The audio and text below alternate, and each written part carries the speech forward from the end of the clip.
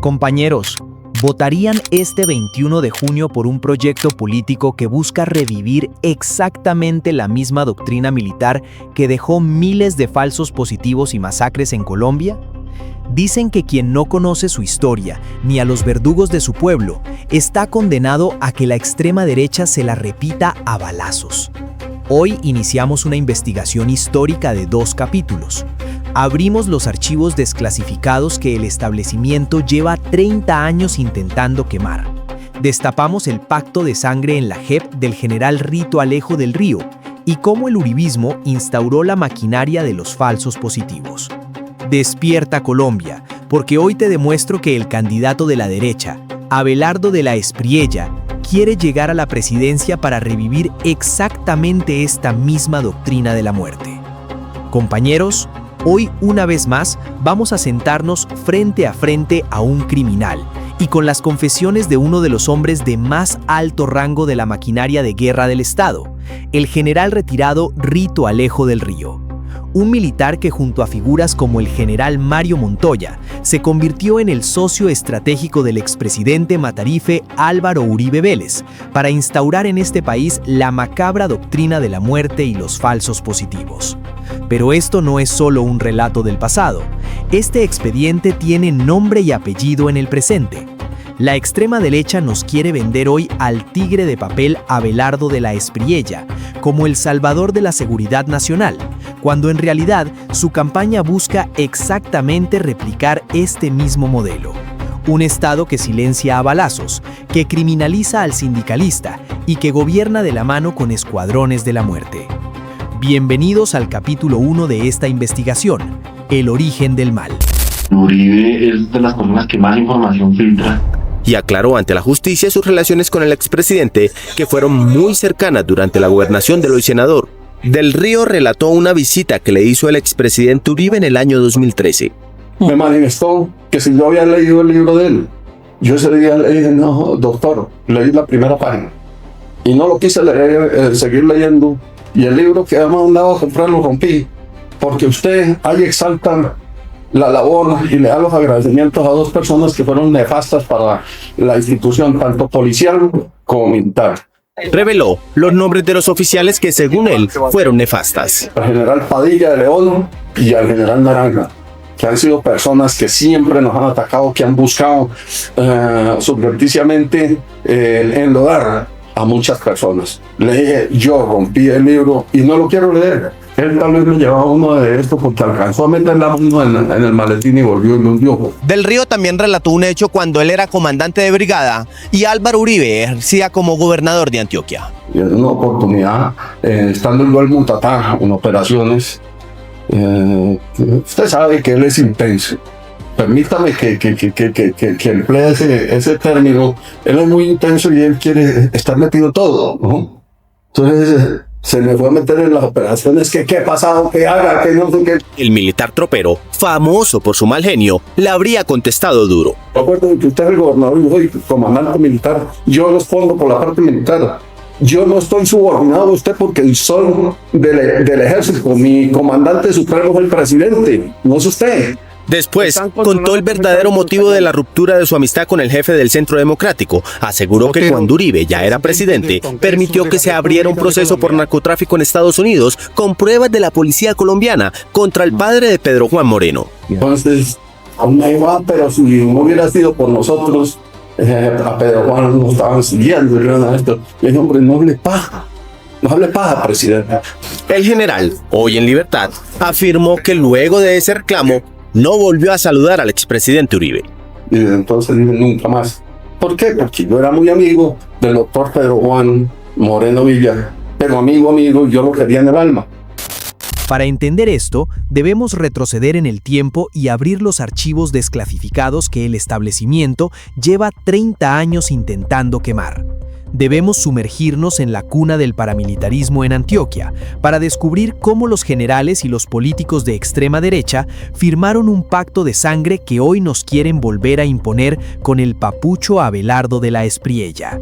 Nos situamos en la audiencia reservada ante la Jurisdicción Especial para la Paz, La magistratura está interrogando a Ritualejo del Río por los macrocasos 04 y 06, la victimización en Urabá y el exterminio de la Unión Patriótica. La estrategia del general es la negación absoluta, pero la justicia lo acorrala con sus propios documentos oficiales. La JEP le pone de presente su propia hoja de vida militar, expedida por el Ejército Nacional. En ese documento, fechado en 1980, aparece claramente que Ritualejo del Río fue jefe de la sección del Departamento de Inteligencia del Batallón de Infantería número 3, Bárbula. ¿Por qué es vital este dato? Porque el batallón Bárbula operaba en Puerto Boyacá, exactamente en el Magdalena Medio, el lugar donde se engendró y nació el monstruo del paramilitarismo en Colombia con la financiación de la Asociación de Ganaderos y el narcotráfico. El general, acorralado en la audiencia, niega rotundamente a la magistrada haber sido de inteligencia y jura que es un error de digitación. Dice que estuvo en Tunja, pero el documento oficial militar dice otra cosa. Es allí, en las sombras de la inteligencia de los años 80, donde las fuerzas militares y los escuadrones de extrema derecha comenzaron a ser, como lo confesó Mancuso, almas gemelas. Saltamos a los años 1986 y 1988. Ritualejo del Río es nombrado comandante del batallón Atanasio Girardot, con jurisdicción en el corazón de Antioquia y límites con Frontino, Uramita, Dabeiba. En esos años, la región comenzó a bañarse en sangre. En la audiencia, se le recuerda la operación impune de grupos paramilitares financiados por Fidel Castaño, conocidos por la población con el aterrador nombre de los tangueros y los mochacabezas. Mientras estos escuadrones descuartizaban campesinos, aparecieron panfletos del grupo autodenominado Muerte a Revolucionarios del Noroeste Antioqueño, MRN. Su objetivo, público en periódicos como El Colombiano, era claro: exterminar a los dirigentes de la Unión Patriótica y a los sindicatos bananeros como Sintragro y Sintrabanano. ¿Qué responde el poderoso comandante del ejército ante la JEP cuando le preguntan por este exterminio en su propia jurisdicción? Su respuesta es escalofriante por su cinismo. Dice que no se acuerda, que no vio los panfletos, que por allá no pasaba nada de eso, que él poco leía El Colombiano. La táctica es evidente: permitir la masacre mirando para otro lado. El Estado no solo omitió proteger a la izquierda democrática, sino que le despejó la zona a los verdugos. Y aquí es donde este oscuro expediente judicial se conecta peligrosamente con tu realidad hoy. Esa misma élite económica que financió a los mochacabezas es la que hoy financia a la extrema derecha. El modelo de seguridad que nos propone Abelardo de la Espriella no es nuevo, es exactamente el retorno a la doctrina de Ritualejo del Río y del uribismo, la creencia de que el Estado debe usar la guerra sucia, la persecución judicial y el terror para mantener los privilegios de los terratenientes. Nos quieren vender la idea fascista de que cualquier líder campesino, cualquier sindicalista o cualquier joven que proteste es un objetivo militar que debe ser destripado. Por eso atacan con tanta furia al gobierno de Gustavo Petro y a líderes de paz como Iván Cepeda, porque el pacto histórico es el único proyecto político que está desmontando esta doctrina desde sus cimientos, exigiendo verdad plena y devolviéndole la tierra a las víctimas, no a los victimarios. Este es solo el comienzo. En el capítulo 2 que publicaremos a continuación, destaparemos la peor parte: su llegada a la Brigada 17, el pacto con las Convivir, la mano oscura de Pedro Juan Moreno y la masacre de la Operación Génesis. Pero hoy tú debes tomar posición frente a la historia.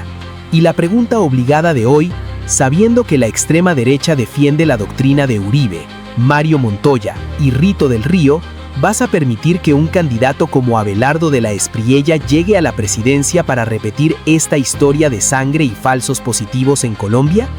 Baja a la caja de comentarios ahora mismo, deja tu veredicto y grita "no más impunidad". Y mientras comentas, si eres nuevo en el canal, suscríbete ahora mismo y activa la campanita para estar informado de la verdad. Y para los suscriptores más fieles que día a día hacen esto posible, denle como siempre un inmenso like y compartan este reportaje. Y quédense hasta el final de este video. Hoy les voy a revelar cómo la JEP acorraló a este general con su propia hoja de vida militar. demostrando su paso por el Batallón Bárbula, la verdadera cuna del paramilitarismo. Te voy a contar cómo el Estado miró hacia otro lado mientras los escuadrones de los mochacabezas exterminaban a la Unión Patriótica, y por qué esa misma élite es la que hoy financia a la extrema derecha. Acompáñenme hasta el último segundo y bienvenidos al capítulo 1, El origen del mal. Hasta la victoria siempre. Comenzamos.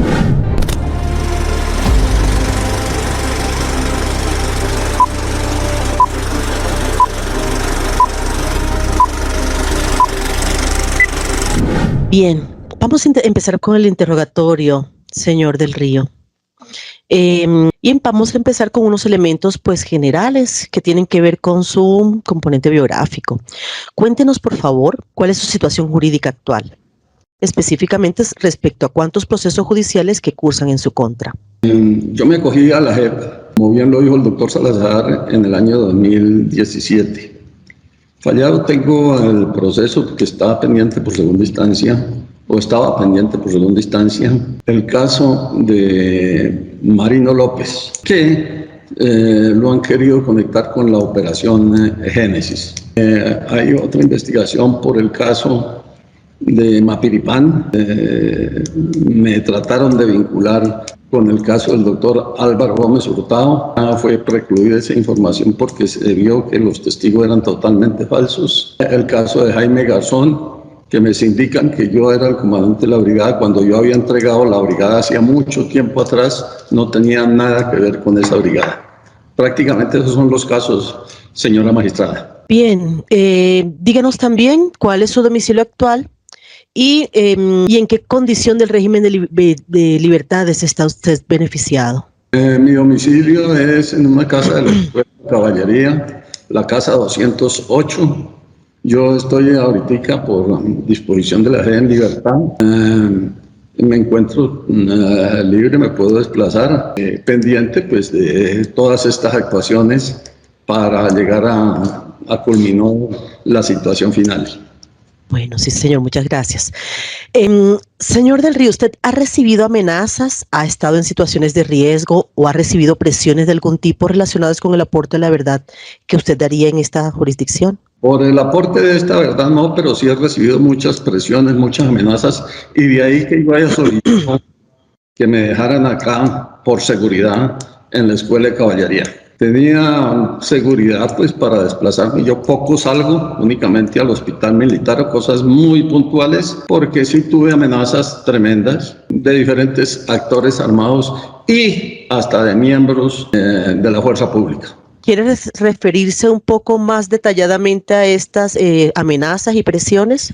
Bueno, la primera, pues tuve varias informaciones por parte de inteligencia de que me iban a hacer un atentado, eso ya hace unos años. Tuve la seguridad, detrás de esto estaba el mono Jojoy, el Paisa, el famoso Paisa.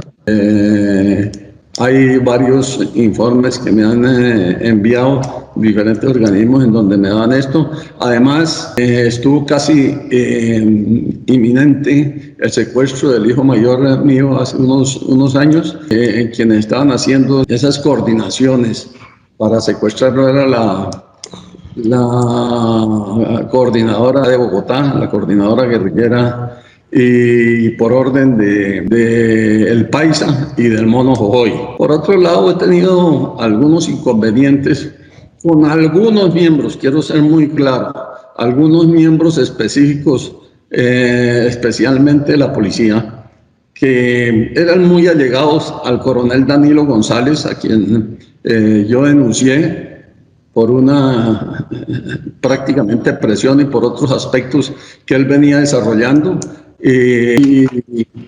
Porque él era el coordinador para armarme una serie de procesos junto con otros oficiales de la policía. Quiero hacer claro que son casos específicos y no son institucionales. Bien, muchas gracias, señor del Río. ¿Usted desarrolla o ha adelantado acciones ante la Sala de Definición de Situaciones Jurídicas hasta el momento? No, doctora, estoy ante esta situación porque ustedes me han citado a varias sesiones, pero fueron aplazadas en diferentes oportunidades. Yo Creo que por la carga de trabajo que ustedes tenían, y entonces hoy se está consolidando las citaciones que me han hecho anteriormente, pero no he asistido a reunión de estas o alguna citación de estas. Bien, la situación también ha sido a causa del COVID-19 que nos ha causado bastantes dificultades para la continuación del procedimiento. Pero bueno, esperemos que con estas condiciones de virtualidad y con el momento en el que estamos y las oportunidades que tenemos, las herramientas que tenemos, podamos desarrollar esta y futuras diligencias hasta tanto la situación se normalice, señor del Río. Bien. ¿Me permite, doctora? Sí, señor. Sí, doctora, el COVID pues se retrasó un poco. Yo estuve con COVID, tuve 3 meses. Caramba. Me repuse de eso, y a causa del COVID tuve problemas de corazón, estuve 12 días hospitalizado, luego me hicieron una intervención de corazón.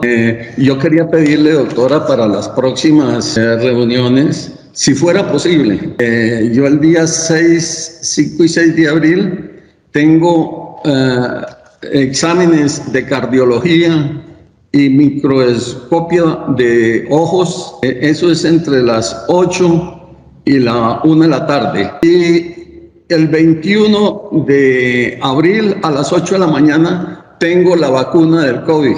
Entonces yo le rogaría, señora magistrada, que por favor tuvieran en cuenta estas fechas, que serían los únicos inconvenientes que yo tendría, doctora. Perfecto, gracias por avisarnos y estaremos pendientes para las reprogramaciones que no coincidan con estas fechas importantes para sus atenciones de salud. Bueno, vamos a dar inicio a las preguntas de fondo del interrogatorio. Vamos a empezar con su vida militar y su paso por el batallón de infantería número 10, Atanasio Girardot, que ocurrió entre el 1 de diciembre de 1986 y el 30 de noviembre de 1988, para centrarnos en este periodo histórico y temporal, y también se concentra usted en su memoria y en su ejercicio de remembranza en este momento del Atanasio Girardot, diciembre del 86, noviembre del 88. ¿Empiezo directamente con esa o...? Vamos con ellos. Empezamos con este periodo, sí, señor.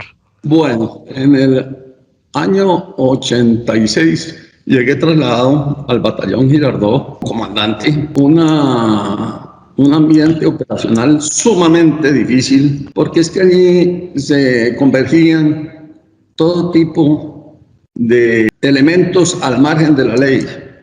Y acuérdese que para esa época, doctora, el principal problema que había era Pablo Escobar, que todos conocemos los antecedentes y todas las atrocidades que este señor cometió. Por otro lado, había una amenaza de milicias, otra amenaza de los grupos subversivos. Se acababa de producir la fractura de la coordinadora guerrillera Simón Bolívar, que realmente eso duró muy poco. Acuérdese que esta fue la fusión de los diferentes grupos de guerrilla. Llámese M-19, LN, FARC, EPL, todo esto. Pero fue una fusión que duró muy poca porque entre ellos casi se acaban. Encontré una situación bastante compleja.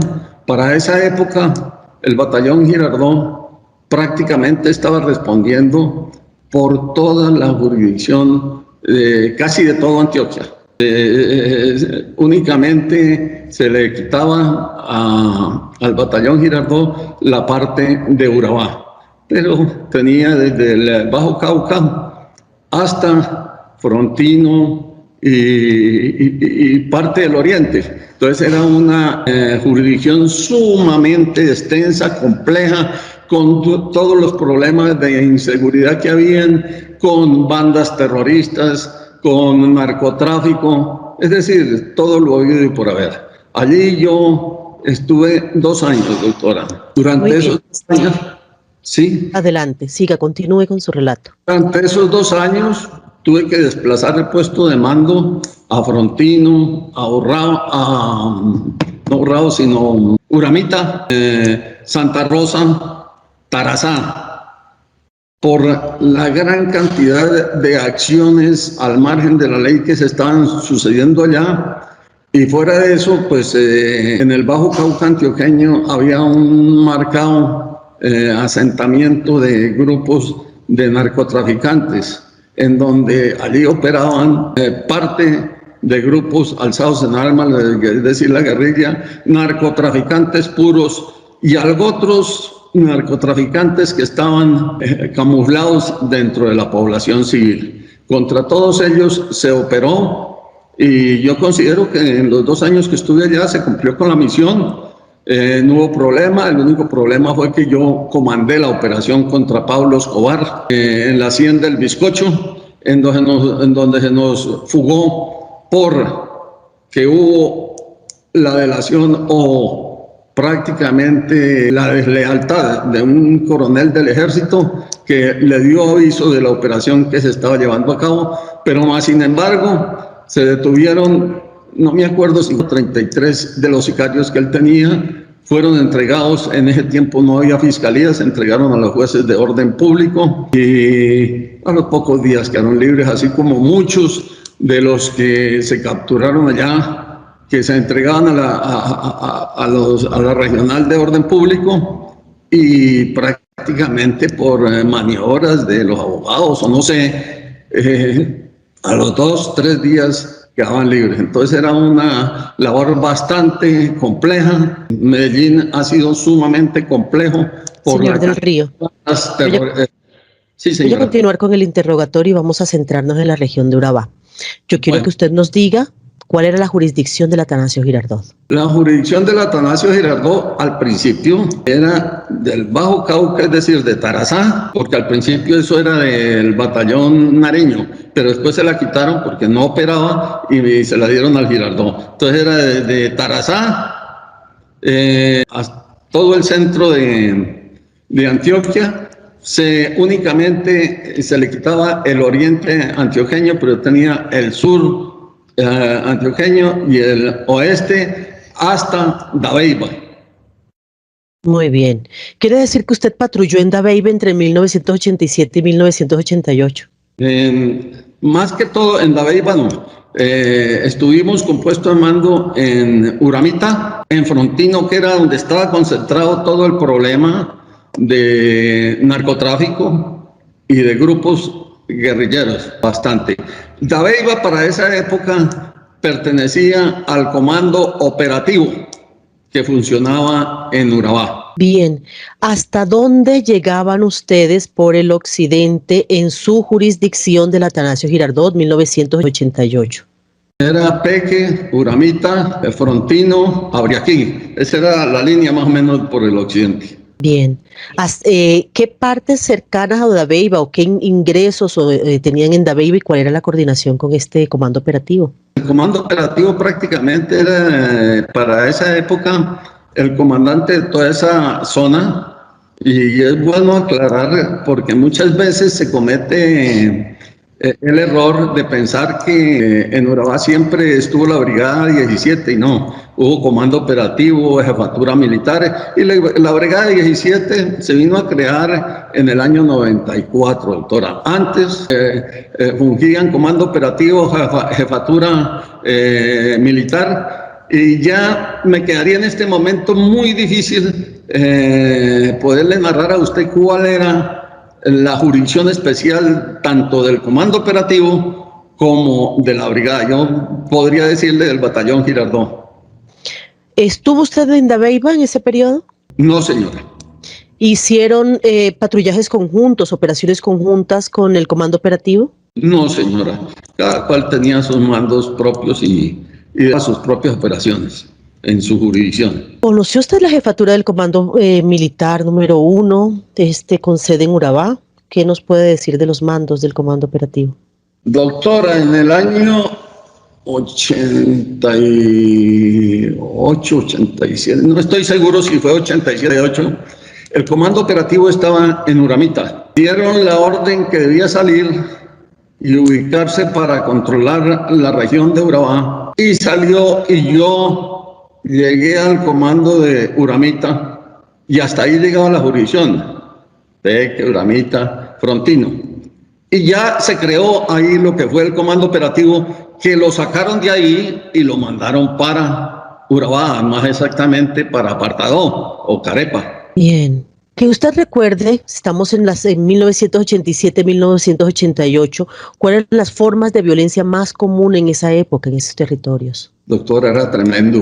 Yo creo el sicariato, más que todo el sicariato era, el narcotráfico ejerció o desarrolló algo macabro allá, porque acuérdense que en las comunas, en diferentes partes, sucedían masacres de jóvenes, a lo mejor pandilleros, no sé qué. Lo mismo que en las áreas de operaciones por vendetas y por negocios de narcotráfico, por problemas de subversión también se ejercían, pero más que todo, lo que yo más tengo en la memoria, que estaba concentrado en el área metropolitana y con algunas extensiones en algunas poblaciones, era la violencia de grupos delincuenciales muy apegados al narcotráfico. Usted nos comentó que en este periodo usted tuvo que mover el puesto de mando a esta zona de Frontino, de Uramita, por la violencia que había al Bajo Cauca antioqueño. Concentrémonos en esta zona y cuéntenos cuáles son las formas de violencia más comunes en ese periodo, en este sector, en el extremo occidental de su jurisdicción. Allá más que todo, pues hubo narcotráfico y había problemas de narcotráfico. De resto, violencia, sí, pues grupos de guerrilleros. Estaba el EPL, en donde tuve yo un contacto en una parte que se llama Las Azules, que eso no me acuerdo si es de Caicedo o es jurisdicción de Santa Fe de Antioquia, en donde hubo bajas importantes de un grupo significativo de guerrilleros del EPL. Pero habían las presiones de la FARC, más que todo hacia el sector de Peque, Tuango, es decir, todo ese sector que cobija el Acto de Ingreso, todos esos cañones, incluyendo el nudo de Paramillo. Yo en el nudo de Paramillo traté de hacer una operación, pero le confieso, doctora, que en 2 días aborté la operación porque era exponer las tropas a que me las acabaran allá, porque realmente no teníamos dominio del área y únicamente allá lo conocían eran los de allá. Entonces era casi imposible desarrollar operaciones porque era un peligro exponer las tropas para que nos las acribillaran, doctora. Bien, gracias por esta información. Yo quiero regresarme a unos puntos que usted tocó antes de continuar con el... Nos dice, el puesto de mando adelantado lo cambió hacia esta región. ¿Exactamente en qué municipio, en qué corregimiento, en qué lugar colocó su puesto de mando? Para esa época yo tuve el puesto de mando en Frontino porque había mucho problema hacia el área más selvático, por allá por un sector que se llama La Blanquita y todo eso, que ya es prácticamente selva virgen, ¿no? Ahí ya había mucha extorsión, entonces se colocó el puesto de mando ahí, duré muy poco. Luego me fui para Santa Rosa, precisamente porque había mucho problema y había informaciones de que la mafia con la guerrilla y unos grupos al margen de la ley estaban presionando a los campesinos para sacarlos y apoderarse de las tierras. Yo rendí un informe para esa época de lo que sucedía allá, y en ese informe yo doy cuenta de que había mucha gente involucrada, inclusive con narcotraficantes reconocidos, como un señor que se llamaba alias La Yuca, que cayó en la operación que hizo la policía, en donde murió Rodríguez Gacha, y este señor y el hijo de Rodríguez Gacha. Esos señores estaban adueñando de esta, y ahí habían unos señores que, debido a la presión que yo les ejercí por las amenazas que había de los campesinos, se fueron y acudieron a ciertos grupos por allá en Córdoba y se refugiaron prácticamente allá, y después se tuvo conocimiento que estos señores todos eran narcotraficantes reconocidos. Inclusive yo hice una operación en donde les incautó droga y dinero, dólares en efectivo, pero ellos se refugiaron en el área de Córdoba, evadiendo la actividad que yo estaba desarrollando allá. Señor del Río, vamos a este punto que acaba de nombrar. el tema de Santa Rosa, de que se cambió el puesto de mando a Santa Rosa, con la problemática de unas mafias que estaban intentando apoderarse de las tierras de los campesinos. ¿Puede, por favor, desarrollar esta información? ¿Qué más supo? ¿Qué más información tuvo de parte de inteligencia sobre quiénes eran estos que estaban intentando apoderarse de la tierra de los campesinos? Sí, claro, doctor, eran unos señores que se llamaban los Rendón, tenían una finca allá, inclusive tenían finca, marraneras y otro poco de cosas, inclusive llegaban en helicóptero, pero desde que yo estuve allá, oía un helicóptero, inmediatamente le caía a todas esas fincas. Entonces prácticamente se desterraron de allá, no volvieron, pero tenían su accionar, tenían sus decirlo así, de sicarios o de trabajadores al servicio del narcotráfico, y ellos mandaban desde la región de Tarazá, Yaromal, Santa Rosa, y querían apoderarse de campamento. Lo que pasa es que los campesinos de campamento denunciaron eso y se tomó acción al respecto porque los iban a masacrar, por quitarle las tierras, porque son tierras sumamente buenas. Sí, nos dice los Rendón, ¿recuerda un nombre, tal vez de alguno de ellos? De los mafiosos, sí, Javier Piedrahíta, otro señor que llamaban Pacho Angulo, creo que ellos están conectados con José Piedrahíta, que hoy en día usted puede verificar fácilmente que ellos han estado ligados con el tráfico de drogas. Bien. ¿Y de los Rendón reconoce un nombre? De los Rendón, pues es que casi todos tenían apodos allá, pero el más famoso allá era el tal La Yuca, e inclusive me han dicho que el cebollero también es familiar de ellos. Bien. ¿Esta información la obtenía por inteligencia o cómo la rescataba usted esta información tan detallada? Sí, inteligencia de combate, inclusive. Voy a narrarle un caso, doctora. Un día salí yo a la plaza, iba a verme con Monseñor García, creo, y por el camino me encontré un campesino. Me dijo, ¿usted va para dónde? ¿Para la alcaldía o para donde Monseñor? Le dije, ¿para donde Monseñor? Me dijo, tenga mucho cuidado porque a usted le van a hacer una encerrona. Y es que esos tipos se han quejado con todas las autoridades de acá para buscar que usted le baje a la presión de las operaciones. Le dije, vea, ¿y usted cómo supo eso? Me dijo, porque eso se comenta por ahí, vaya y verá. Fui preciso, sí. Allá inclusive Monseñor me dijo, hombre, ¿usted por qué persigue a los benefactores de la iglesia? Le dije, ¿y cuál es ese? De pronto yo cometí un error, Monseñor. Me dijo, hombre, los helicópteros. Le dije, no, señor, Monseñor, son mafiosos puros, por Dios, ¿usted qué me está pidiendo? Dijo, no, pero ya dejemos así, ya esto no volvió a suceder nada. Y después, a raíz de que ya los saqué de allá porque no volvieron a las fincas, yo tuve que irme porque la situación en Tarazá era más grave. Entonces allá también estaban todos los grupos, primero mineros. Eran 10, 15 mil mineros que no se podían identificar porque allá todos los mineros andan con una valletilla, prácticamente desvestidos. Entonces vaya, usted identifique 10.000 mineros y ahí había de todo, narcos, de todo, acabando con todas las tierras. Entonces había narcotráfico bastante, sobre todo en esa región de el 12, y unos pueblos que quedan hacia allá la serranía, en donde había grandes cultivos de marihuana y coca. Eso se combatió contra todo eso. Pero ahí había una pelea casada entre el ELN y la FARC precisamente por el dominio de todo eso.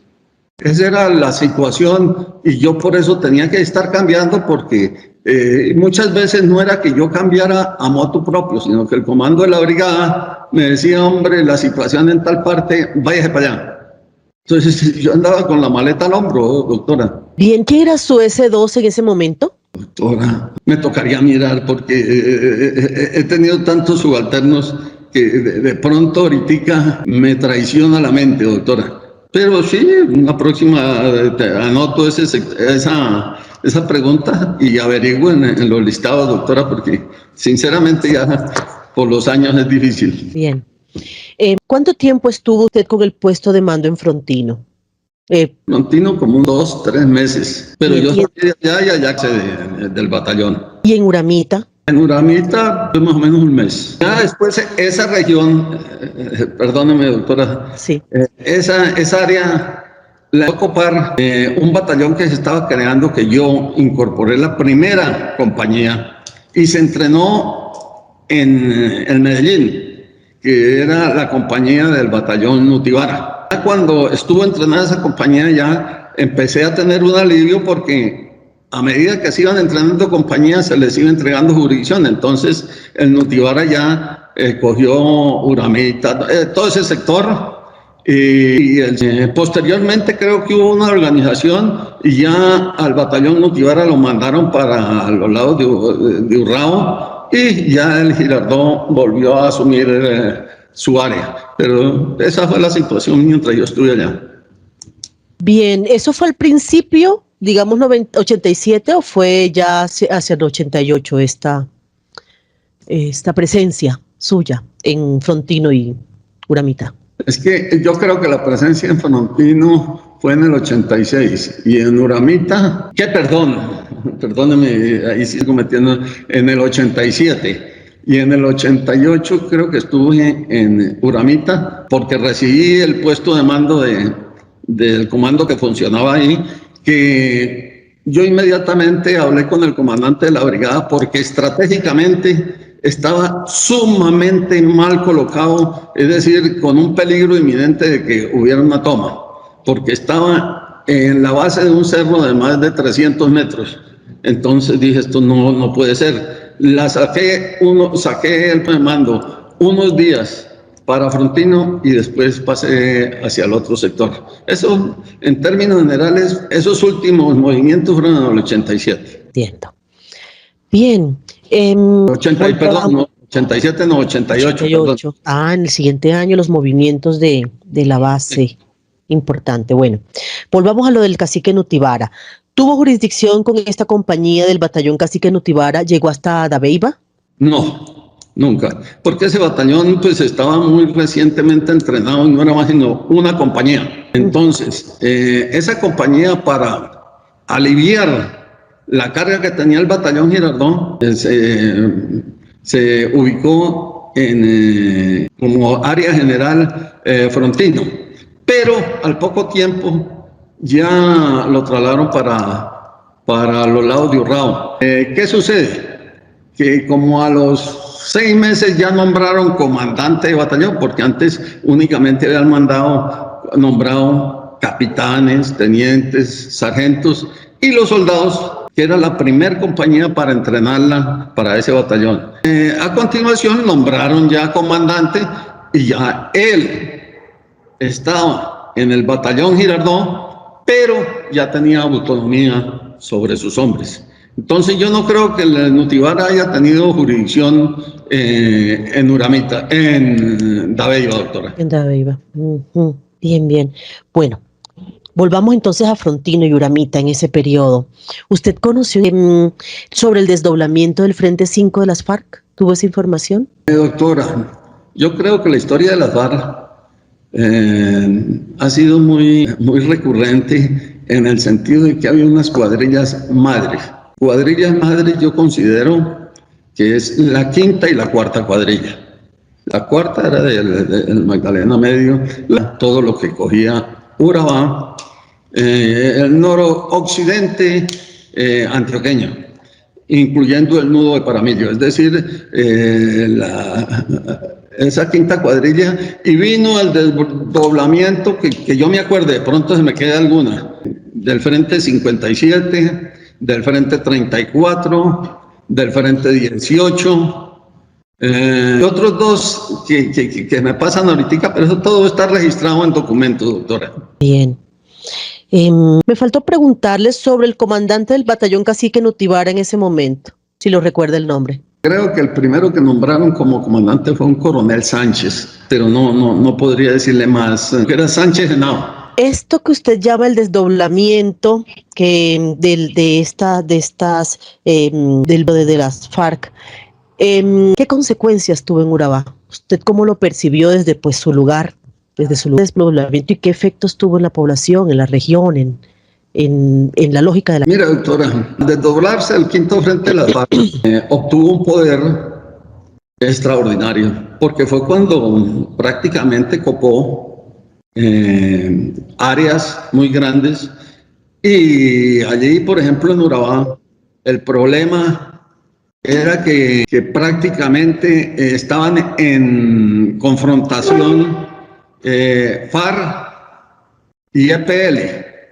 El ELN no tenía mucha incidencia en ese sector. Entonces, prácticamente ellos coparon todo lo que fue, se fueron abriendo, copando todos los municipios de Antioquia y coparon el Chocó, todo lo que es del río Atrato hacia la frontera con Panamá, con toda la frontera de los dos océanos. Bien. Y en la población civil, ¿qué recuerda usted de violencia sexual, desaparición forzada, homicidios selectivos, masacres entre 1987 y 1988 en la región de Frontino, de Uramita, de la zona occidental de Antioquia? Doctora, es muy difícil tener en mi cabeza todos esos datos. Yo podría hablarle de mis 2 años, pero sí. Si usted gusta, doctora, yo le ofrezco unos documentos que yo he hecho, que los tengo acá. Son unos libros de mi gestión allá, en donde hice una investigación de la violencia que hubo en Urabá. Yo creo que ahí pues están como desde el año 86, todo lo que fue masacres, homicidios selectivos, etcétera, etcétera, que conoció la Fiscalía. Entonces, yo todo lo tengo registrado aquí en estos libros. Esos libros, esas copias que tiene allí, ¿las está colocando a disposición del despacho? ¿Nos la está ofreciendo en este momento? Sí, señora, yo le sacaría una copia de todo y se las coloco al despacho todo, porque es que aquí abreviamos mucho, doctora, con todo el respeto, porque es que usted va a encontrar ahí y de pronto cuando los vean se le van a abrir más caminos para que me hagan más preguntas, porque ahí están las apreciaciones de cuando yo llegué allá, las apreciaciones de antes. La violencia, ¿quiénes la marcaban? Yo denunciaba todos los casos, aquí están todos denunciados. Y la política de mando mía, que eso es cuando yo llegué, dije vamos a hacer esto y esto para la violencia acá. Entonces, yo sí quiero, doctora, porque es bueno que se conozca. Y con esto vamos a conocer la historia de Urabá. Además de que tengo una apreciación que también la pongo a disposición sobre los principales aspectos estratégicos de Urabá. Y se culmina con eso porque se hizo un estudio que no lo elaboré yo, sino que investigué en la Universidad de Antioquia sobre los posibles canales que estaban proyectados para hacer en esa región y que conllevaban de pronto a una separación de esa región de Colombia. Ese era prácticamente el objetivo. Entonces todo eso lo tengo, doctora, se me hace fundamental. Yo los coloco a su disposición, me dan unos días, una semanita o después de Semana Santa y les llevo la fotocopia de todo. Que quede entonces en acta, agradezco, para que el ofrecimiento del aporte de los material bibliográfico que está colocando sobre la mesa el señor compareciente, por favor díganos el nombre. Sí, doctor Martínez, tiene la palabra.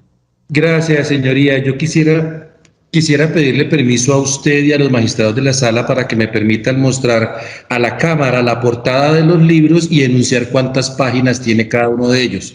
Era justo lo que le iba a pedir, por favor. Sí, señor, proceda. El primer documento tiene una carátula que dice, está en hojas pegadas con gancho, dice Fuerzas Militares de Colombia, Ejército Nacional, 17ª Brigada, Carepa, Antioquia. Esta es la carátula, tiene 1, 2, 3, 4, 5, 6, 7, 8, 9, 10, 11, 12, 13, 14, 15, 16, 17, 18, 19 hojas que lo conforman. El segundo es un documento empastado en percalina azul que dice Ejército Nacional de Colombia, Informe Público de la 17ª Brigada sobre Situación de Derechos Humanos en Urabá, Carepa, Antioquia, julio 31 de 1997. Esta es la carátula del texto del que estoy hablando. Este volumen tiene un total de... No está numerado. ¡Ah, caramba! No tienen numeración las páginas, señoría, pero para los efectos de registro muestro la densidad del ancho del libro y del lomo. Hay otro que dice... También empastado en percalina verde, dice Estrategia Brigada 17, 1996-1997. Esta es la carátula y este tampoco está numerado. No está numerado, pero entonces nuevamente mueve el ancho de la densidad, así como del lomo. Hay otro documento de tamaño más grande de la hoja para ese oficio, empastado en percalina azul, que dice Estrategia de la Brigada 17 para combatir las autodefensas. Y aquí muestro la carátula. Este tampoco se encuentra numerado. Este es la densidad del texto y el lomo. Está en papel oficio. Este es hoja oficio. Y el último de los documentos no tiene,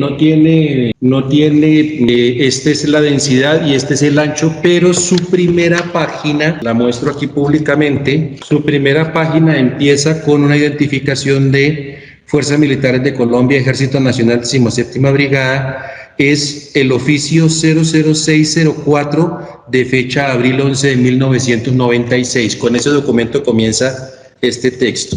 Y existe otro documento también que se encuentra en hoja, que no tiene, hoja tamaño oficio, no tiene empastado, que se titula Situación General Urabá, enero 2007. 1, 2, 3, 4, 5, 6, 7, 8, 9, 10. Son 10 hojas las que componen este documento, que esta es su página inicial.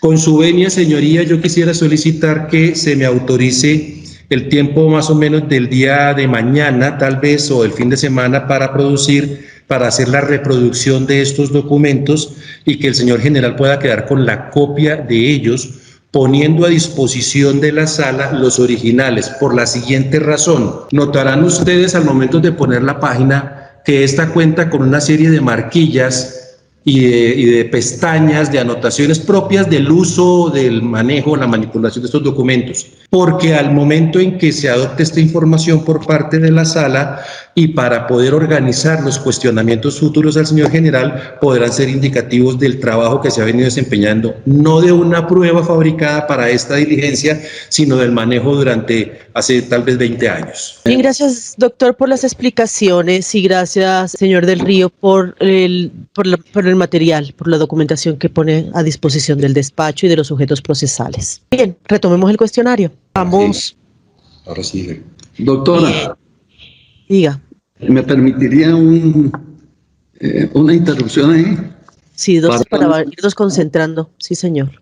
En el último documento que el doctor Torres le mostró, que vamos a poner a disposición suya, es un documento que se hizo en el 2007 por las informaciones que obtuve de diferentes sectores de Urabá, en donde había una preocupación por la creación de nuevos grupos al margen de la ley. Lo denominé Situación General Urabá, enero del 2007. Este documento yo se lo entregué al ministro del Interior, doctor Carlos Holguín Sardi, en el primero o segundo sábado de febrero del 2007. Este documento tiene toda la situación que se veía venir para esa época de la creación de nuevos grupos. Entonces aquí yo lo digo muy claramente, que se está hablando de una situación de 8 o 10 grupos que se están creando, como eran las Águilas Negras, creación de diferentes estructuras al margen de una serie de elementos que unos fueron de la guerrilla, otros eran de las autodefensas, de la delincuencia organizada, porque ellos querían tomarse toda esa región por el valor real, histórico y estructural de esas tierras. Entonces, este informe yo se lo entregué y no sé, sinceramente, qué hicieron con él, porque se hubiera podido evitar mucha sangre, se hubiera podido evitar toda la creación de estos grupos de delincuentes que se organizaron. Y únicamente debió filtrarse hacia elementos no al margen de la ley, porque de ahí vino una asedio permanente sobre mi persona, tildándome de todo, cuando realmente lo único que hizo fue combatir a estos bandidos. Bien, señor del Río, vamos entonces a, le voy a preguntar sobre, volvemos 1987-88 en esta región occidental de Antioquia, Frontino, Uramita. Si usted recibió en el comando, en el batallón, recibió quejas de atención de la población civil respecto a hechos de violencia sexual o desaparición forzada, torturas o homicidios en el que se acuse a miembros de la fuerza pública. Doctora, quiero decirle con toda sinceridad que mientras yo fui comandante del batallón Girardot, cada 2 meses hacía una reunión por regiones, por decir, en febrero y marzo, reunión en Santa Fe de Antioquia. Allá acudían alcaldes y personalidades de esa región, de ese sector. Y nunca, yo en la reunión ni se trataba de todo eso, allá se trataba sobre narcotráfico, sobre amenazas, pero denuncias que yo haya tenido sobre violencia sexual y todo eso en la jurisdicción de los municipios, nunca los tuve. En Medellín era diferente porque allá sí ese problema lo manejaba la brigada, pues yo ya estaba prácticamente copado por todos lados y no podía dedicarme a eso. Estaba la policía, estaba esto, pero en Medellín sí le ratifico. Yo oí de toda clase de aberraciones que se presentaron allá. Bien, ¿usted supo del proceso de paz entre las FARC y el gobierno de Belisario Betancur? En parte lo supe, hubo muchas promesas, se inició un proceso nosotros lo respetamos, yo para esa época no estaba allá, tuve muchas oportunidades, contacto con el doctor Víctor G. Ricardo, una persona muy dedicada, pero de un momento a otro fracasaron esas conversaciones, no sé cuál sería el motivo. ¿Qué opinión le generaron a usted? ¿Qué opinaba usted de estas conversaciones de paz con las FARC? Hombre, doctora, yo creo que este país, para erradicar esta violencia tan generalizada, tiene que llegar a hacer acuerdos, pero acuerdos muy bien fundamentados. Y aquí yo lo dije en una oportunidad que creo que la jefe iba a tener una diligencia en Urabá. Le dije, hombre, no se vayan solos a oírse ustedes. Yo les propongo, yo creo que eso lo comentaron por ahí, les propongo que nos reunamos todos, guerrilleros, militares y toda esa cuestión, y nos digamos la verdad. Yo creo que es la única forma de aclarar todas estas situaciones, pero soy del concepto que todo lo que se ha negociado, bienvenido, cuando la negociación es bien organizada, cuando se tienen metas, cuando hay un horizonte y no dejamos escollos en el camino, porque casi todas esas negociaciones han tenido los problemas y tenemos las experiencias del grupo armado, etcétera, etcétera, doctora. Bien, y en ese momento, respecto al proceso de paz entre las FARC y el gobierno de Belisario Betancur, ¿qué opinión le merecía? Pues como todo, yo creo que en ese momento estaban más reacios que lo que es actualmente. Es decir, la negociación que ha avanzado más es la actual. Bien o mal, pero ha avanzado. Pero acuérdate que hubo varias negociaciones y la única que fructificó fue la del M-19 y la de Esperanza, Paz y Libertad, la del EPL. Pero a mí se me hace que había debilidad de Belisario Betancur y la FARC prácticamente trató de imponer sus criterios y creo que por eso se desbarataron. Pero esto yo creo que lo puede aclarar una persona de inteligencia, porque yo no soy experto en inteligencia, ni he trabajado en inteligencia nunca. Bien, bueno, volvamos entonces, sigamos con lo de la jefatura militar de Urabá, 1988, que es pues el punto de encuentro entre usted y su presencia también en esta región de Occidente, también entre el Atanasio Girardot y la Junta y la jefatura militar de Urabá. Operativo. Sí, el comando operativo de usted. A Jesús Arias Cabrales. Claro. ¿Qué recuerda de él, por favor? El eminente general de la República, fue comandante del ejército, un excelente señor. Nunca trabajé bajo el mando de él, pero hay las mejores referencias de mi general en todos los sentidos, como caballero, como comandante, tipo muy trabajador, muy honesto. Es la referencia que yo tengo, doctora. Bien. Cuéntenos sobre la estrategia del general Arias Cabrales respecto al área de la jurisdicción del Atanasio Girardot que usted comandaba. Él realmente no tenía jurisdicción sobre porque tenía yo un comandante de brigada. Primero fue mi general Rodríguez Arango y para el año 88 mi general Ruiz Barrera.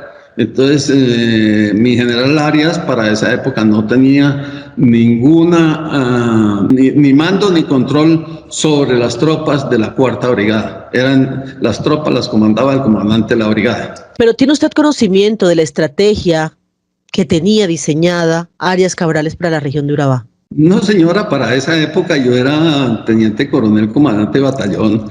Y realmente ya esos temas de estrategia sobre la y todo eso lo trataban entre los comandantes de brigada, comandante de ejército y comandante general, ministro.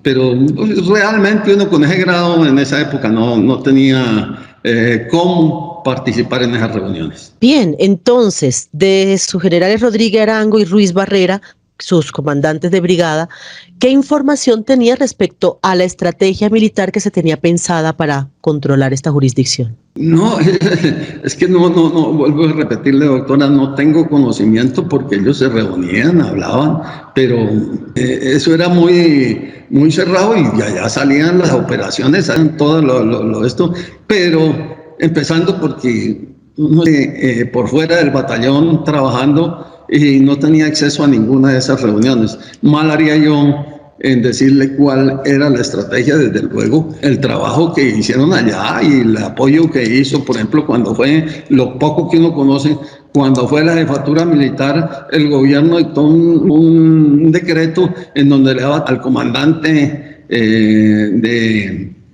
ese comando y que le daba todos los apoyos, pero cosa que nunca sucedió y usted sabe que Urabá se estaba muriendo dentro de la pobreza absoluta, ya no había acceso casi a nada. Entonces, ¿a qué se refiere? Me refiero a que realmente la situación en todos los sentidos era de una pobreza tremenda, no había educación, allá veía uno pelados. Sí, yo cuando llegué todavía estaba y tuvimos que hacer una gestión grande para tratar de sacar a esos pelados de las cantinas, buscar que se escolarizara a los pelados, hacer responsables a los padres porque no tenían control, lo mismo que... Pero la gente estaba en sus fincas, eso fue antes del desplazamiento, entonces no sé a qué tipo de pobreza se refiere usted. A toda clase de pobreza, no había salud, no había educación, no había mucha gente que no tenía que comer, por ejemplo, los de las áreas ribereñas comían el pescado, ¿verdad? Y cuando se les llevaba arroz, eso era una bendición, ¿no? Entonces había mucho problema, la educación mala, los profesores amenazados, es decir, la situación era compleja, doctora. Bien. Nos comentaba usted que recibía las órdenes de los comandantes de brigada. De los comandantes de brigada, las órdenes que recibían permitían de alguna manera entender la estrategia, ya sea o porque usted se la comentaban, le decía cuáles podían ser los objetivos, los fines de esas misiones, o porque se podía intuir a partir de las órdenes. ¿Usted nos puede decir cuál era la estrategia de control territorial y poblacional y conducción de la guerra que tenían sus comandantes de brigada y que usted ejecutaba? Doctora, yo quisiera en este momento darle una información que yo creo que es valiosa también, así como el aporte de documentos. Toda la vida el ejército o las fuerzas militares del Ministerio de Defensa se rigen por directivas, planes que son los que direccionan prácticamente la misión que cada unidad debe tener. Entonces, por ejemplo, en un plan de operaciones se dice cómo deben ser las operaciones. Un plan de apoyo aéreo, cómo deben ser los apoyos aéreos y quién puede autorizar un apoyo aéreo. En el plan de inteligencia, pues se dice cuáles son los objetivos. Prácticamente, si ustedes acuden al Comando General o al Comando del Ejército, ahí se conocen las directivas y los planes que habían para esa época y ahí están las estrategias que se debían llevar a cabo. Que uno recibe un plan de operaciones o una directiva y a la vez el comandante de la división la analiza y manda desmenuzado el plan y el comandante de la brigada la recibe y ya se la reporta a los comandantes de brigada de una forma más sencilla, de batallón en una forma más sencilla. Pero yo le sugeriría que todos esos planes y directivas están en los comandos, yo creo que están en los archivos, para que se miren cuáles eran las estrategias en esa época. Yo quiero saber qué es lo que pensaba usted de la estrategia que tenía. Es decir, tenía unas situaciones operativas, pero detrás de esa situación operativa hay una estrategia. ¿Y qué tanto usted conocía esa estrategia y comulgaba con ella? Es lo que estoy preguntándole sobre usted. Ah, perfecto, doctora. No, la estrategia mía es muy... es decir, era lograr consolidar la paz, la tranquilidad en la región. No es como se dice por ahí, que las estrategias se basan en litros de sangre, no. Es buen comandante aquel que puede llegar en una zona a generar un ambiente de tranquilidad y paz en general. Para cumplir eso, pues tienen que enfrentar todas las amenazas que pueden haber. Entonces, prácticamente, pero si usted ve estos libros, ahí usted puede apreciar cuál fue la mía cuando yo llegué en el aspecto operacional, en el aspecto de inteligencia, en el aspecto de acciones cívico-militares, en el aspecto de relaciones con la población civil, en el aspecto de los combates para hacer los levantamientos de los cadáveres. Y yo le puedo garantizar, doctora, que en todas las operaciones que se hicieron, por ejemplo, cuando yo fui comandante de brigada, todas se hicieron con el apoyo de la Fiscalía, el CTI y fiscal correspondiente. Entonces, más o menos esa es la estrategia, doctora. Bien, en 1987 se creó la Jefatura Militar Urabá. 1987 ya usted estaba más o menos en esa zona, digamos en la zona de Santa Rosa, tal vez, Frontino, Uramita, estaba cerca, digamos, vecinos. Tarazá, doctora. Tarazá, 1987, ¿no? Sí, señora. Bien. Nos había dicho que en 88 se había ido Santa Rosa, Tarazá, que en el 87 estuvo Frontino y Uramita. Sí, perdón. En el 87 sí, yo estaba en el batallón Girardot. Uramita, sí. Bien. ¿Qué relación tuvo usted con esta jefatura militar de Urabá en el 87 recién creada? Ninguna, doctor. No tenía relación, porque las relaciones son entre brigadas. Es decir, la jefatura militar, el comandante era un general y él tenía las relaciones, se intercambiaban información y todos los aspectos de coordinaciones se hacían entre los comandantes. Realmente uno no podía saltarse el conducto regular para llegar directamente allá. Bien. También sabemos de una militarización de esta región de Urabá en 1987. Usted, que estaba allí cerca, ¿qué conocimiento tiene sobre este aumento del pie de fuerza en el eje bananero? Mire, doctor, a mí a veces me da risa porque crean unidades, pero no le dan medios. Entonces, allá se creó la jefatura, pero no había tropas. Si usted se imagina en ese tiempo, la jefatura militar de Urabá cogía desde todo lo que era el Urabá antioqueño y chocuano. Nomás un solo municipio, para decirle algo en esa época, que es Río Sucio. Cuando yo estuve tenía 46,000 kilómetros cuadrados en plena selva. Por Dios, ¿quién puede cumplir allá? Entonces, es muy difícil apreciar todo lo que se pueda allá y que realmente las tropas que le dieron allá eran insignificantes para esa región tan grande. Tenemos información que en ese 1984 y 1989 pasó el pie de fuerza de 800 a 1.600 hombres solamente en el eje bananero, perdón. ¿Qué puede decirnos usted sobre eso? Mire, doctor, en esa región ha habido un problema, y es que de acuerdo a las circunstancias le dan tropas y a los 2-3 meses le quitan las tropas. Es decir, son tropas en comisión. Yo me atrevería a decir que eso de pronto pasó allá porque que yo conozca, nunca hubo ese pie de fuerza allá, temporalmente sí lo ha habido. Pero que hayan sido creadas esas unidades, no, porque es que inclusive cuando yo llegué, que fue mucho tiempo después, el único batallón que había era el Voltígeros y estaba en creación el batallón Vélez y un batallón de servicios. Y a mí me tocó pelear duro con todo el mundo porque dije yo no puedo cumplir con la misión con 2 batallones para una región selvática que es extendida con malas vías de comunicación. Entonces, y a mí me tocó pelear mucho y me hice agregar unidades, pero como le dije anteriormente, me las agregaban por un tiempo y me las quitaban. Entonces volví otra vez el problema, doctor. Bien, volvemos a hablar de su contacto con la Jefatura Militar de Urabá. ¿Cómo era esa relación? ¿Cómo había ese contacto? ¿Qué tipo de comunicación tenían?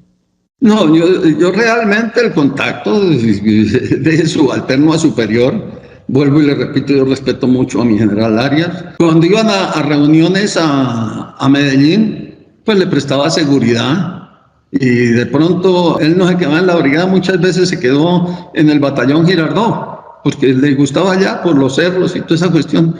Pero uno con todo el respeto le ofrecía los apoyos del casino de oficiales para él, para su señora, pero de ahí no pasaba. Tenemos también información que mediante decreto presidencial se creó la Jefatura Militar Urabá, eso fue abril del 88, que se le dio como jurisdicción hasta Morindó y Vigía del Fuerte por el Chocó y hasta Dabeiba por Antioquia. Entonces, de alguna manera, sí había contacto con su jurisdicción, con su zona de jurisdicción. Doctora, le vuelvo a repetir, las coordinaciones son con los pares.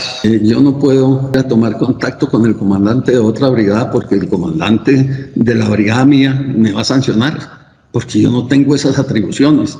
Entonces, cualquier cosa que se fuera a planear prácticamente en límites jurisdiccionales, se manejaba directamente con la brigada y la brigada coordinaba con el otro comando. Pero directamente que yo tuviera coordinaciones, no, radicalmente le digo que no, doctora, porque eso no es así. De acuerdo a la doctrina, nosotros no tenemos permitido eso. Una cosa es que nosotros sepamos quién es el comandante, lo respetemos, y otra cosa es que nosotros tengamos conocimiento de lo que están haciendo allá, porque realmente no lo es. ¿Recuerda usted cuál era la estrategia de Arias Cabrales para controlar el área bajo su jurisdicción? Él siempre operó como de acuerdo a las órdenes que recibía del comando superior, pero yo no podría decirle cuál era la estrategia de él, porque eso es muy del comandante, ¿no? Y eso se lo explica a sus subalternos. Yo no era subalterno de él, es decir, no estaba bajo las órdenes de él. Yo soy subalterno de todos los que fueron más antiguos, pero no estaba bajo las órdenes, que es diferente. Bien, entiendo. ¿Escuchó usted hablar de grupos de autodefensas ganaderas llamadas los tangueros o mochacabezas? ¿Qué recuerda usted de ellos? Hombre, hubo unos casos, señora magistrada, que sí fueron muy publicitados en su época. Creo que eso fue por allá, por la época del 86, 87, 80, no me acuerdo, 88, en donde hubo unas masacres en el área de Urabá hacia Córdoba, y fue de las acciones grandes que se hayan conocido que hicieron estos grupos delincuenciales. Pero vuelvo y repito, de pronto eso sí habría que verificarlo en esas épocas, porque el detalle no lo conozco, doctora. Sé la información, pero no tengo detalles de eso. Al parecer nos está hablando de Pueblo Bello. ¿Nos puede decir qué otra información tiene sobre los hechos de Pueblo Bello? Pueblo Bello, pues es que allá hubo varias. Creo que allá fue donde sucedieron lo de los tangueros. Entonces, en un área general muy grande. Pero fue que cuando yo fui comandante también la FARC cometió otra masacre allá.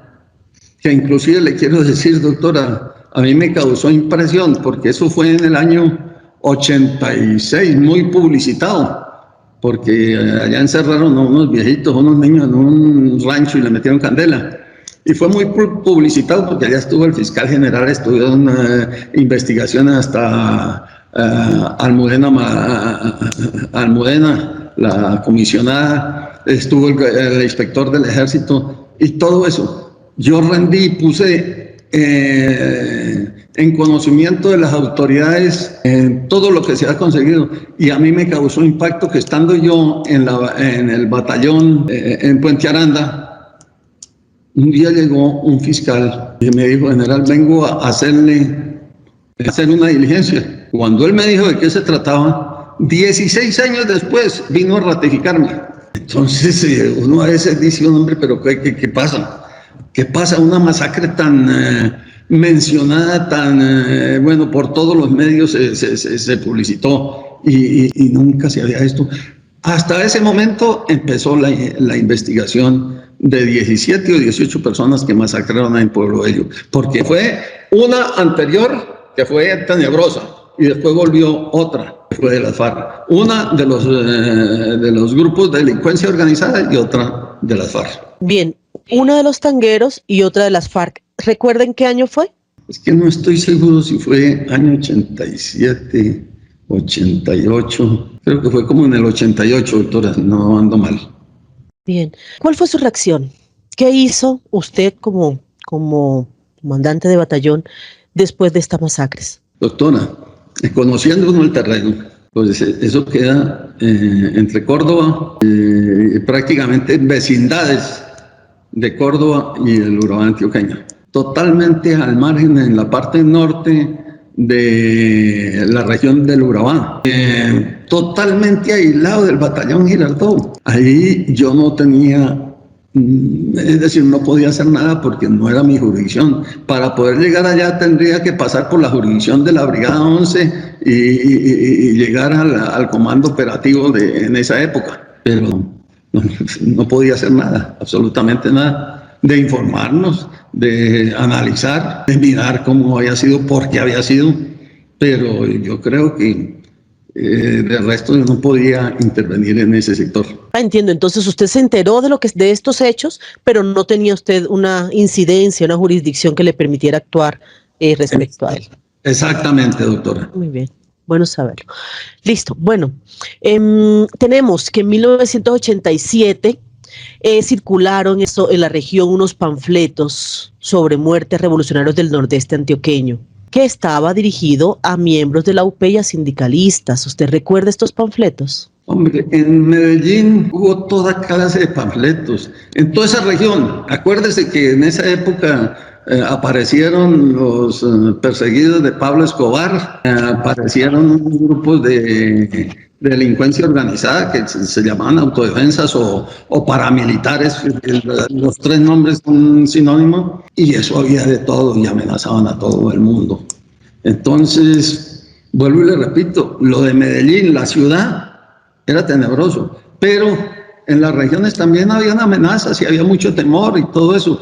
Más que todo, en donde se desarrolló más la mafia fue hacia la región de Oriente, que yo no conozco. La región de Oriente, es decir, yo en la parte de sur y del occidente algo conozco de Antioquia, pero hacia el oriente no conozco nada, he pasado por la carretera. Bien, y en particular en la región de Uramita, de Frontino, estos panfletos en contra de miembros de la UP y sindicalistas, ¿recuerda usted que hayan circulado? En esa época no circularon en ese sector. Bien, le voy a nombrar uno. Este que conocemos es del 23 de agosto del 87, es un panfleto que circuló en el diario El Colombiano. Decía: el MRN anuncia que los crímenes y atropellos cometidos por los grupos subversivos no quedarán impunes, porque continuaremos con la limpieza de malhechores que se desempeñan como dirigentes de la Unión Patriótica. Sintra-Banano de las FARC y Sintragro del EPL, por ser los directos responsables de la perturbación pública y desestabilización socioeconómica del Urabá antioqueño. ¿Recuerda usted este panfleto? No, doctora, no me acuerdo. ¿Eso salió por El Colombiano? Sí. No recuerdo. Para esa época, pues, nosotros poco leíamos El Colombiano, porque tal vez el órgano de más difusión allá. ¿Sabe quién los distribuyó, estos panfletos? No, me imagino. ¿Qué le dijo su subalterno de inteligencia, el S2, sobre este tema de los panfletos? No, narcotráfico y delincuencia organizada. Eso sí, póngale la firma, porque eso no era nada de esencia guerrillera ni nada de esa cuestión. Eran puras amenazas para tener la hegemonía en el área. Este movimiento Muertes Revolucionarios del Nordeste Antioqueño tenía miembros del ejército, de la fuerza pública vinculados. No, yo no podría decirle eso. Que yo sepa, no. ¿Usted estuvo vinculado a este movimiento? No, en ningún momento, doctora. Bien, regresemos entonces a los paramilitares. Vamos a ir a los paramilitares. Usted dice delincuencia organizada. Estamos hablando en particular los tangueros y los mochacabezas, que eran los que más sonaron en esta región en ese periodo. ¿De dónde vinieron esos paramilitares a Urabá? Mire, doctora, hay una falsa creencia de que los paramilitares o delincuencia organizada, como sea, llegaron en el año 96, 97. Pero si usted va a ver, desde mucho tiempo, desde el año 80 y pico, 86, 84, ellos ya estaban allá. Es que Fidel Castaño y los Castaños ya tenían tierras allá, ya habían despojado tierras. Y es más, el padre, el monseñor Isaías Duarte Cancino, ya había recibido una propiedad de los Castaño Gil que se le entregaron a él, y ahí está la escritura, doctora. Entonces eso viene desde mucho tiempo atrás. Ahora, que esos estaban penetrando allá como grupos, porque hay que recordar que todos estos elementos estuvieron al margen de la ley por cuestiones de narcotráfico, negocios raros, toda esa cuestión. Y ellos se fueron vinculando y haciéndose a tierras allá. Después se fueron fortaleciendo, llevando más gente de esto, hasta que de la misma guerrilla ellos fueron reclutando, los que se desertaban, los fueron reclutando, los fueron metiendo allá. Y un ejemplo, lo más diciente, es la desmovilización que hubo del EPL en el año 96, en donde todos esos bandidos cambiaron de bando.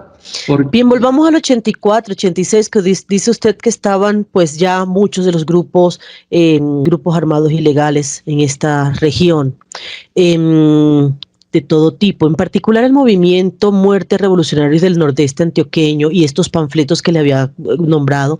Me sorprende pues porque en Frontino circularon en Dabeiba, los pintaban grafitis alusivos, es decir, hubo bastante publicidad muy visible y muy amedrentadora en la región respecto a este movimiento, publicitando este movimiento y su objetivo. ¿Qué nos puede decir sobre esta información y estos grafitis y esta publicidad de panfletos que se dio en la región? Yo no conocí eso y le recuerdo, doctora, en la cual usted operaba. 87-88, sí señor. Ya yo me trasladé ya para el lado de Rosa y Tarazá a controlar las operaciones allá, pero yo nunca tuve conocimiento. Pues sí, habían panfletos por todos lados. Pueda que se me salga de la memoria, tocaría mirar, porque habían panfletos. En todas partes eso llenaban de panfletos, amenazas, y habían denuncias de que lo llamaban, que le mandaban coronas, demás, pero no podría decirle nada más. Por favor, amplíe sobre esta última información que nos acaba de dar. ¿A quién mandaban coronas? ¿Cómo así? ¿Qué es lo que usted supo respecto a estas amenazas de muerte? Pues las coronas se las mandaban a los que amenazaban. Usted sabe que esa ha sido una modalidad de que a cualquier persona le llega un sufragio. ¿Era cualquier persona o eran personas activistas sindicales o activistas de la UP? Mire, le llegaban panfletos a activistas, a los de diferentes partidos políticos, a comerciantes, es decir, era generalizado. Y en Medellín eso sí que era generalizado. ¿Y en la región de Urabá? Frontino, Uramita. Es que eso no, Frontino Uramita no es de Urabá. En la región de Urabá, pues probablemente también sucedía eso. Pero en Frontino Uramita no existía ese fenómeno en el tiempo que yo estuve allá. Bien, usted insiste que no vio panfletos, ni vio amenazas, ni supo de grafitis en los pueblos de Uramita y Frontino en 1987-1988. No, señor, no lo conocí. Bien. Yo poco salí al pueblo, pero los de inteligencia nunca me informaron de esa situación. Bien, estos grupos paramilitares que posiblemente conformaron este movimiento de muerte a revolucionarios del nordeste antioqueño, que tal vez también estaba conformado por miembros de la fuerza pública, pero en particular este grupo de paramilitares, ¿sabe usted de dónde vinieron? ¿Cuál era su origen? Pues se dice que La Mata, pues de donde se gestó, se engendró las Autodefensas Unidas de Colombia, salieron de Magdalena Medio.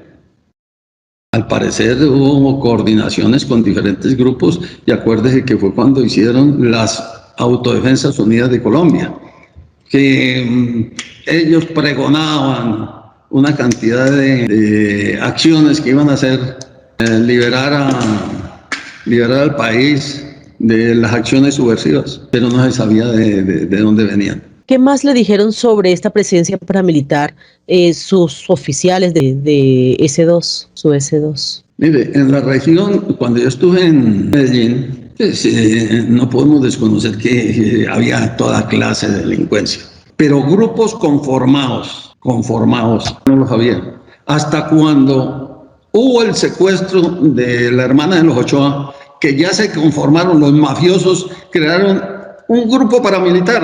¿Eso fue dónde? ¿Cómo? ¿Eso fue dónde? En Medellín. Concentrémonos en Uramita, Frontino, le voy a agradecer. La presencia de estos grupos en Uramita, Frontino, ¿qué información de inteligencia le daban? No había presencia de grupos en esa época. Lo puedo asegurar, no había. Pueda que de pronto en una finca dos, tres señores, porque allá esa era la otra modalidad, que de pronto se ponían de acuerdo unos dueños de fincas, ganaderos, agricultores, y lo que empleaban mucho era el sicariato. Entonces contrataban, porque es que en Medellín contratar delincuentes eso es a pedir de boca, y eso lo sabemos públicamente, la policía lo sabe, y ha sido la problemática eterna de la vida. Señor del Río, en su hoja de vida militar aparece que en 1980 usted fue jefe de sección de inteligencia del batallón de infantería número 3, del batallón Bárbula. ¿Es esto correcto? Totalmente incorrecto. Yo fui como capitán, fui asignado al batallón Bolívar para crear el batallón Bárbula. Ese batallón, yo empecé, como le dije, lo del Nutibara, empecé en Tunja con una compañía, pero nunca salí de allá porque eran reclutas. Y a los 5 meses de estar yo ahí entrenando esas tropas, fue nombrado el comandante del batallón y la plana mayor, y se incorporó otra compañía. Pero ese el Nutrivara, ¿no? Pero estamos hablando del Bárbula y estamos hablando de la sección de inteligencia del batallón de infantería.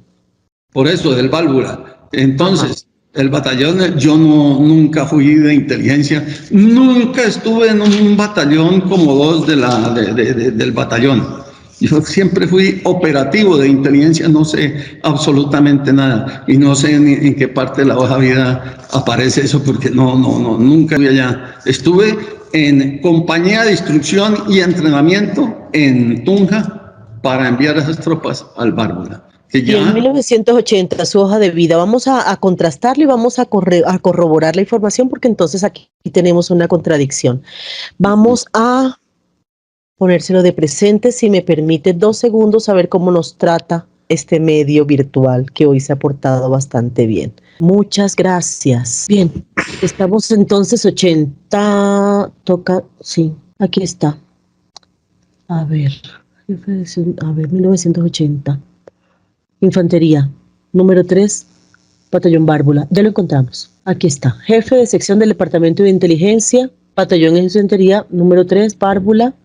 1980 hasta abril, de enero a abril. Sí, pero ahí no, doctora, no dice de inteligencia, me dice 79. comandante de compañía. No, aquí arriba. Jefe sección Departamento de Inteligencia, es la primera línea que estamos leyendo. ¿Qué dice eso? Ah, pero ahí creo que Enero a está abril, 3 meses. porque fíjate que luego viene otro movimiento. Ajá. O sea, sí eso existió. Nunca estuve en inteligencia, pero sí ¿Por qué estuve dice esto su hoja de vida? porque fue un error y corrigen enseguida. Bien, un poquito más hacia arriba para ver la anotación siguiente, me parece importante. Vamos desde donde dice alumno en enero del 75 hasta el 82. Vamos a ver cómo fueron los cambios.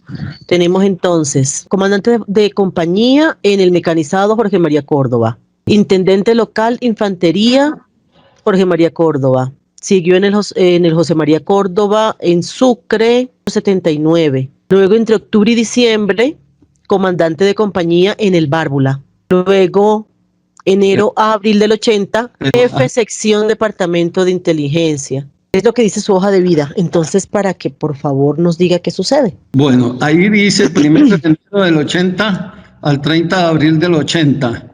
3 meses, 29 días, pero enseguida viene comandante de compañía, batallón de infantería, Bárbula. 16 de octubre del 79, 31 de diciembre del 79. Y hacia arriba, pues eso no sucedió. Y de ahí salí, porque fíjese que el 1 de mayo... A noviembre fue estudiante del Instituto de Armas. Exactamente, pero de inteligencia nunca lo fui comandante de compañía, eso lo pueden verificar en las hojas de vida, no aquí en este que por equivocación de digitación de pronto fue, pero sí se puede verificar en mi carpeta, en los folios de vida, que nunca fui de inteligencia, nunca trabajé en el área de inteligencia, doctora. Ahí hay un error. O sea que usted niega la veracidad de lo que está anotado en su hoja de vida en este acápite. Sí, doctora, porque nunca fui de inteligencia. Bien, nos toca confrontarlo entonces con otros documentos. Si de pronto usted los tiene y pueda llegarlos también para corregir si acaso hay un error doctora, en su hoja de vida. Me pongo al tanto de eso. Bueno, muchas gracias, doctora Rosmerlin, por el documento. ¿Del 80 y qué? Del 80. Sí. Verificar entonces. Pero bueno, ¿qué estaba haciendo usted en ese momento? ¿De qué se trataba? ¿Qué estaba haciendo usted entre enero y abril del 80? Era comandante de una compañía de instrucción en Tunja. Es más, yo no conocí a Puerto Boyacá, lo conocí en una oportunidad que fui a una visita de estudios con toda la Escuela Superior de Guerra. Pero que yo haya estado en Puerto Boyacá, nunca, no conozco, y eso sí lo pueden verificar por donde sea, doctora. Bien, esa iba a ser la siguiente pregunta. ¿Conoce usted Puerto Boyacá? ¿Trabajó usted en Puerto Boyacá? Ese periodo 80 tan curiosamente anterior al traslado de grupos paramilitares del Magdalena Medio hacia Urabá. ¿Qué información tiene que ver usted con esto? Mire, doctora, vuelvo y le repito lo que le dije anteriormente. No, lo conozco de paso porque fuimos en la Escuela Superior de Guerra, después fui comandante del batallón Rafael Reyes, pero en esa época no había ni comunicación por carretera con Puerto Boyacá y Cimitarra. Entonces, nunca estuve allá. Que haya de paso, por ahí cuando salía a Bogotá, que en las chalupas teníamos que pasar por ahí por el frente, pero de resto no. ¿Qué relación tenía usted con las autodefensas de Puerto Boyacá? Ninguna, doctora. Bien, hablemos sobre el batallón Bárbula en particular, que usted dice que tuvo conocimiento y que tuvo como un momento de participación en este batallón. Por favor, amplíe la información que nos dio hace unos minutos. Bueno, y repito, doctora, que yo fui comandante de compañía en Tunja. Nunca me desplacé de allá. Se creó después el batallón, inclusive el comandante que nombraron, que era un coronel González, mi coronel González, no me acuerdo el otro apellido, él tampoco fue nunca allá. Siempre nosotros entrenamos el batallón o las primeras compañías del batallón Bárbula en Tunja. Es más, me acuerdo que para unas elecciones que hubo, el batallón Bárbula le dieron la misión, o las compañías en refuerzo del batallón Bolívar, de controlar el área que que limita con los llanos orientales, y allá estuvimos en esa época. Bien, continuemos. Usted nos dice, Batallón Bárbula, estaba entrenando unas personas para el Batallón Bárbula en Nariño. Cuéntenos un poco entonces este Batallón Bárbula y la información que usted tenía sobre la conformación de este mismo en la región del Magdalena Medio. Bueno, la conformación, como le dije anteriormente, se hizo en el Batallón Bolívar. Después nombraron un comandante allá que todo el mundo sabe que sí estuvo muy vinculado, que era un coronel, que él sí estuvo muy vinculado, le abrieron muchas investigaciones y creo que al final a él lo asesinaron. Pues no me acuerdo, y ahí hubo varios comandantes, pero no me acuerdo, porque allá todo el que llegaba salía vinculado. ¿Vinculado a qué?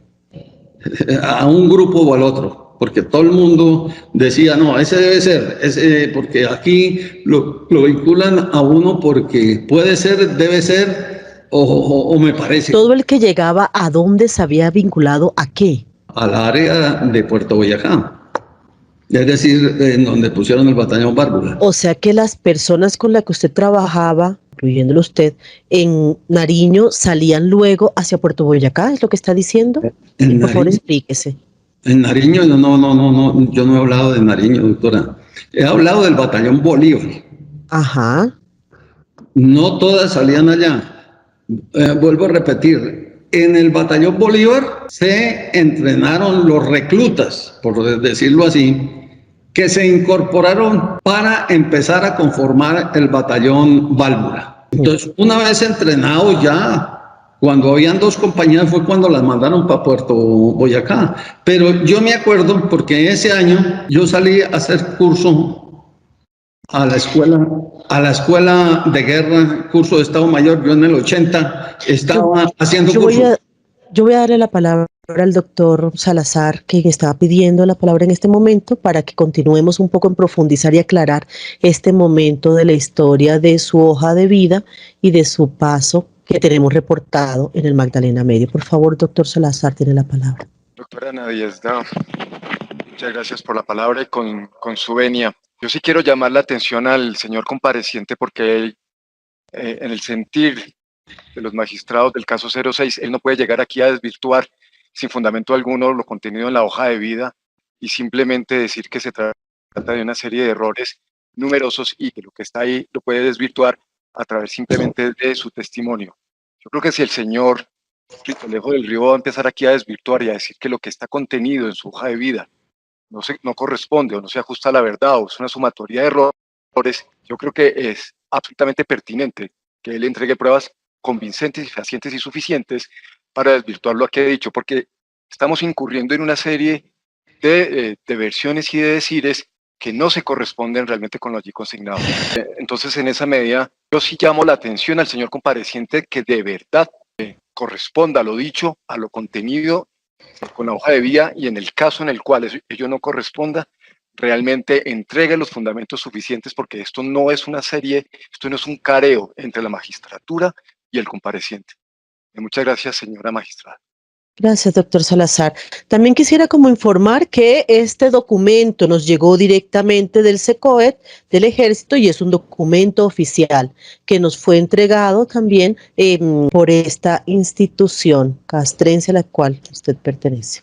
Sí, doctora. Esto realmente yo le solicito que haga una aclaración, porque si usted ve, para esa misma época, yo inicié curso de Estado Mayor como alumno para ascender a mayor. Era capitán y ascendí a mayor. Entonces, yo voy a ir al departamento 1 a confrontar eso, a mirar en mis folios de vida. Los folios de vida lo dicen muy claramente. Y cuando salí yo para hacer curso de alumno de armas y servicios, porque aquí yo salí en el 80 a hacer el curso de Estado Mayor. Bien. Y cuando terminé ese curso, que es un año, salí para el Batallón Vencedores como ejecutivo y segundo comandante. Entonces yo voy a aclarar esto porque de pronto fue un error y mire que ahí pusieron repetidas unas cosas que no son. Bien. Y eso se contrasta es con el folio de vida, porque en el folio de vida dice qué cargo desempeñaba, lo califican a uno, le dan conceptos y todo eso. Sí, y justo le iba a decir que hay que corroborarlo con el folio de vida y también recordarle que en este momento en el que estamos conversando, es el momento dialógico del procedimiento ante la Jurisdicción Especial para la Paz, que está a cargo de la Sala de Reconocimiento. Y en este momento sus afirmaciones y sus aportes a la verdad, pues son tenidos en cuenta en la forma en que usted desea manifestarlo. Y pusimos de presente esta información oficial que tenemos también de cara a que usted proceda a aclarar y a resolver pues, la inconsistencia que se está presentando entre su información y los documentos oficiales, sin perder de vista que es un proceso dialógico y que en esta etapa usted es libre de aportar voluntariamente lo que considere. Perfecto, doctor. Bueno, entonces que hay una presencia paramilitar desde el 84 en Urabá, presencia paramilitar que tenemos registrado proviene de jurisdicción del Magdalena Medio. Sí, eso todo el mundo lo ha... Y es lo que se dice, que la conformación de las Autodefensas Unidas de Colombia fue conformación de diferentes grupos de diferentes regiones. Por favor, detalle un poco mejor esto. Es decir, se sabe que en el Magdalena Medio se decía que era la capital antisubversiva de Colombia. De allá salieron muchos grupos de autodefensas, de Puerto Boyacá, que se fueron generando y se fueron desplazando por todo el país. Eso no es que fue únicamente para determinada área, no, eso fue en los llanos, en el Urabá, y todos pues prácticamente estaban coordinados. Se decía que Autodefensa Unida de Colombia, pero cada cual hacía lo que quería y se le venía en gana. Bien, además de estos grupos paramilitares que fueron formados y que estuvieron operando en el Magdalena Medio y que según sus afirmaciones en este momento fueron se esparcieron por todo el país, incluyendo Urabá. Tenemos información que también se trasladaron a esta zona y podemos contar con que sea hacia la región de Uramita, de Frontino, agricultores, ganaderos asociados a Acdeban. ¿Los conoció algunas personas de estos ganaderos y agricultores que pertenecían a Acdeban en su paso por Uramita y Frontino, Santa Rosa, Tarazá? En esto que estábamos hablando de la presión por sacar de sus tierras a los campesinos y a los agricultores. ¿Recuerda usted a la gente de Acdeban? Que yo conozca, Acdeban fue una organización de el Magdalena Medio, más exactamente en Puerto Boyacá, que eso fue ampliamente reconocida, se trajinó durante muchos años, pero que yo haya tenido conocimiento que Acdeban se trasladó a otras regiones, no, se trasladaron a algunos grupos de autodefensa, pero que yo conozca que Acdeban como tal. Ganaderos en particular y agricultores que se hayan ido a vivir a Urabá y que se hayan ido cercanos a Frontino, que hayan adquirido tierras allá, que hayan ampliado sus negocios en esta región donde usted operaba. Y acá que haya ido por allá a radicarse, no sé, hasta ahora no los conozco. De pronto habían intereses por amistades, por negocios, etcétera, pero no conozco que se hayan trasladado a esas regiones. Además, por ejemplo, Uramita es una región sumamente pobre y que es muy difícil para el accionar de estos grupos. Frontino sí es una región muy pujante, muy pudiente, lo mismo que Abriaquí, y están circunvecinas a unas áreas selváticas hacia la parte de Chocó, hacia Cuando usted habla de la presión de algunos grupos narcos y mafiosos por apropiarse por tierras de campesinos, tal vez tenga que ver con miembros de Acdeban o de empresarios del Magdalena Medio que estén en esa zona. Hombre, no podría precisar eso, doctora, porque lo que sí sé es que los que estaban haciendo presión para adueñarse de todo eran los narcotraficantes, pero no sé si tenían los vínculos con los otros. Lo más probable, porque por ejemplo los Castaños, usted sabe que ellos estuvieron muy allegados a los carteles y luego aparecieron como las autodefensas, y luego fueron los que comandaron los famosos Pepes. Bien.